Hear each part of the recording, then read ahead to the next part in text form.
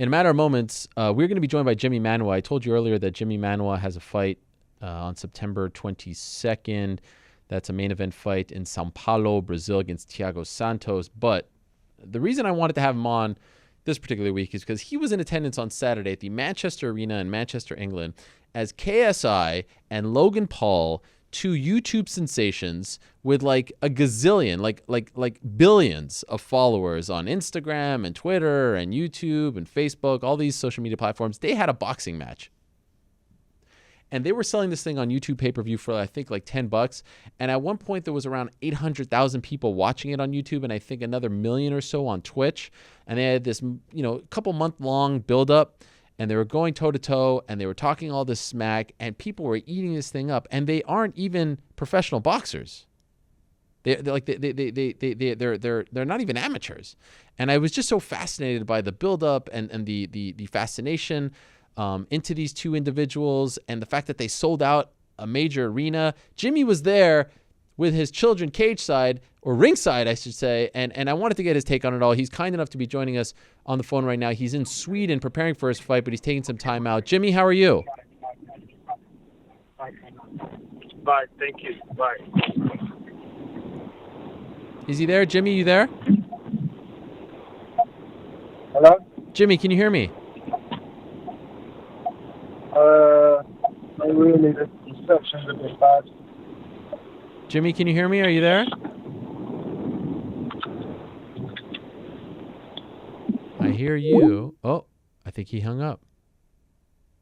Maybe he didn't want to talk about it. All right, we're going to reconnect with Jimi Manuwa, who, if you were following him on social media, he was tweeting all kinds of things.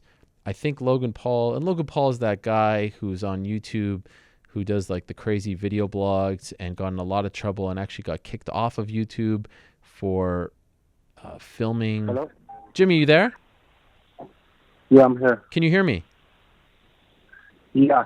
Okay, great. Thanks for joining us. I appreciate this, especially I know you're out there in Sweden preparing for your fight. I just wanted to know, Jimmy, what was it like?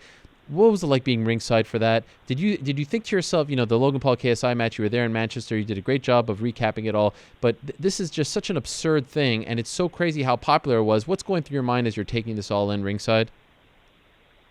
Mate, I took my daughter there because they're YouTubers as well, so they was like, Daddy, we've got to go to the fight and everything. And so I got them ringside tickets, and mate, when I walked in the arena, I couldn't believe my eyes. I swear, it was crazy. It was crazy, absolutely crazy. They filled the arena to the brim. They had all the professional doctors there. I saw one of the UFC doctors there and everything, and they said even the UFC didn't fill the brim like that. Wow! So it was crazy. And the age, like the demographic, the ages that you're seeing there, is it all young children at this fight? There was a few children, but it was mostly adults. There's actors there. There's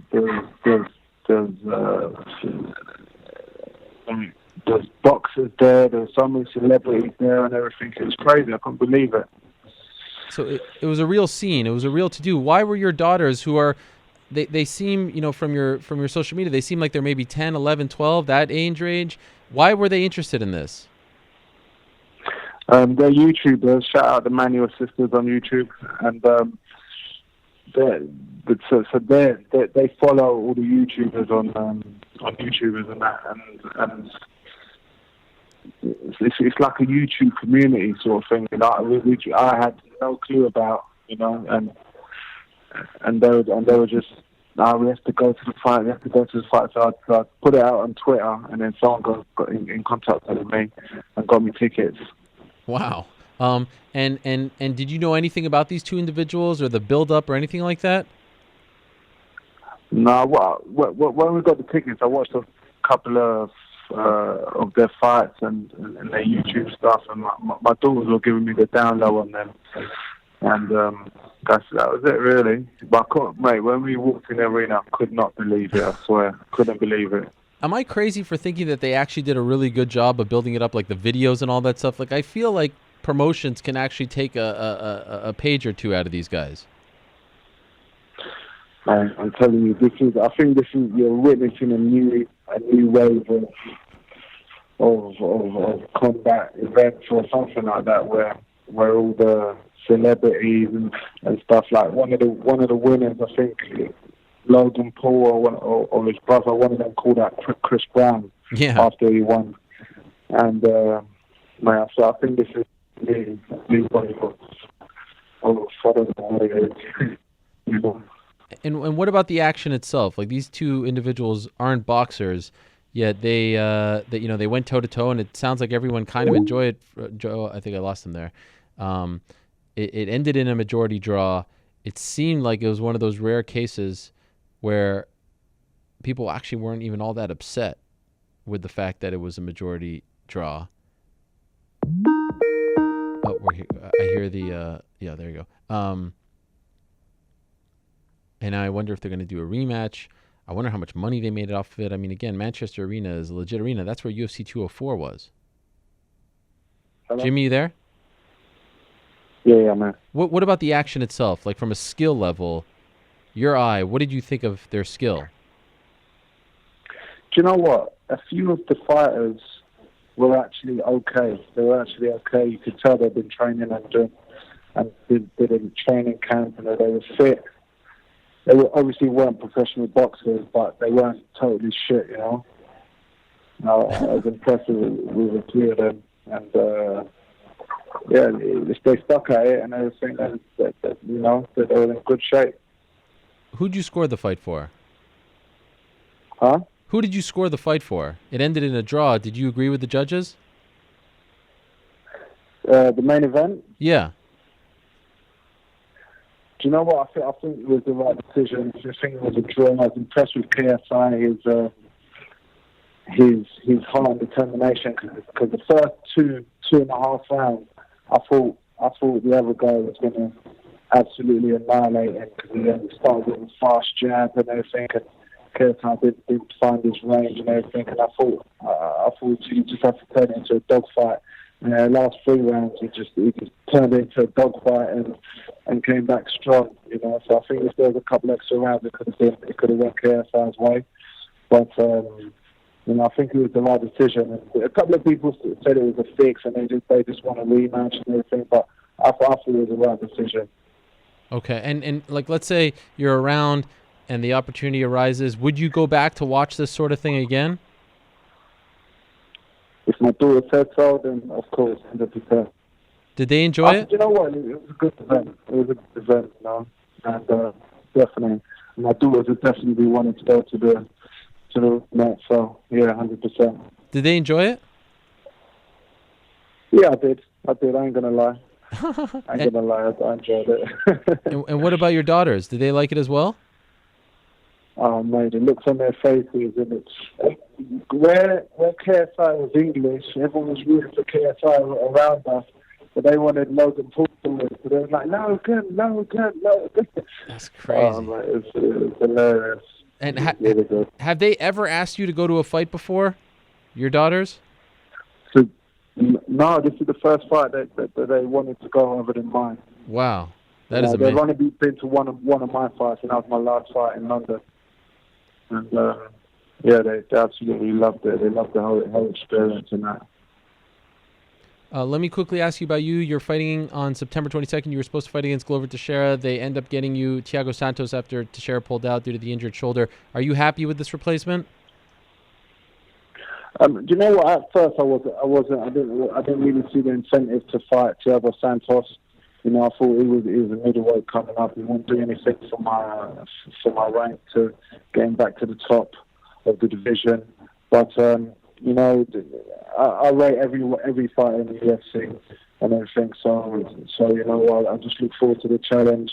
He's a hard hitting middleweight, a big middleweight as well, coming up to light heavyweight, and you know, I've got to do my business. Are you impressed with Santos? I mean, he typically fights at middleweight, but are you impressed with him?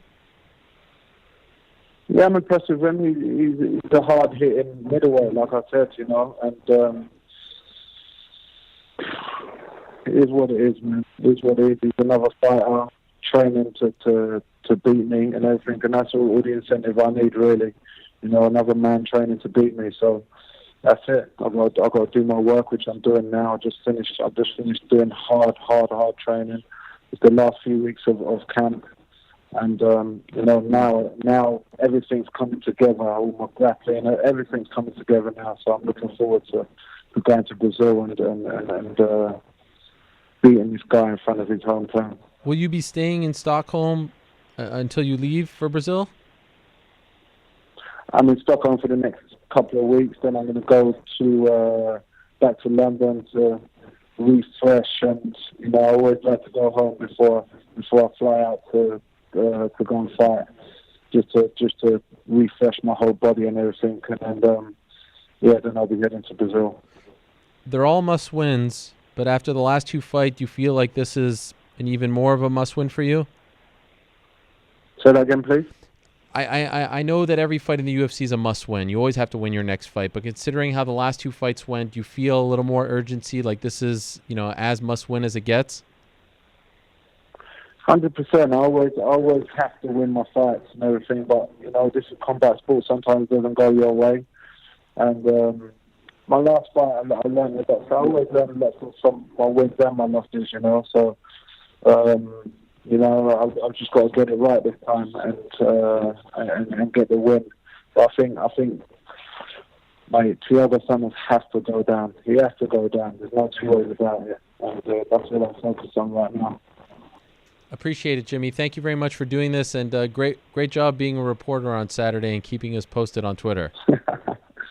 Thanks, my pleasure. And tune into my fight. He's going down in the first round. Let's go, champ. All right, we look forward to it. September 22nd in Brazil. Thank you very much, Jimi Manuwa, who is joining us from Stockholm, Sweden. Of course, he trains out there with the All-Stars camp and training with the likes of Alexander Gustafsson, Ilir Latifi. It's a fascinating time at 205, and in particular at that camp, because you have Latifi and Gustafsson who are jockeying for position. Manuwa has lost his last two in a row, but a big win here in that, especially in that division, especially for a guy who has not fought for the belt, changes everything. So you've got three top light heavyweights all training out of the same gym in Stockholm, of all places. But again, the KSI Logan Paul thing, I was fascinated by. I don't particularly enjoy those two individuals. I don't really know all that much about KSI. I find Logan Paul to be just a bizarre individual and unlikable, to put it kindly. And he had that whole situation in Japan, and he was very disrespectful to the people over there and the culture over there. I mean, he comes across like a jackass. Let's just be honest. He really does. And I found out that he was fighting, and I think he's fought before. And then I saw the videos and the build-up, and I saw like the weigh-ins and all that. And I was like, holy smokes, this is better than like most of the MMA stuff that I watch. How is this even possible? And then you look at the numbers, and they killed it. So go figure. We know what the people want. Again, they want feuds. They want hype. They don't necessarily care about belts or the best fighting the best. They just want spectacle. And kind of funny that it happens exactly a year after the Mayweather-McGregor fight. Go figure. Thank you very much to Jimmy. Good luck to him on September 22nd.